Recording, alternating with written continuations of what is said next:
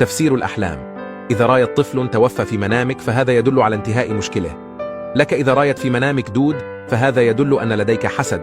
إذا رأيت تقص شعرك في منامك وكنت سعيد فأبشر بتغير في حياتك للأفضل وفرج وزوال الهموم. إذا رأيت أنك تقتل حيه في منامك فأبشر على نصره على امرأة عدوة لك. لقد أرسلت إذا حلمت بشخص ميت وهو حي فهذا يدل على أنه سيأتيك يسر بعد عسر.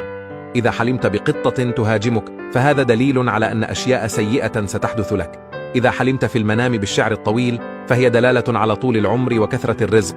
إذا حلمت في المنام بالثعابين أو الكلاب السوداء فهذا دليل على أنك مسحور المكياج في المنام.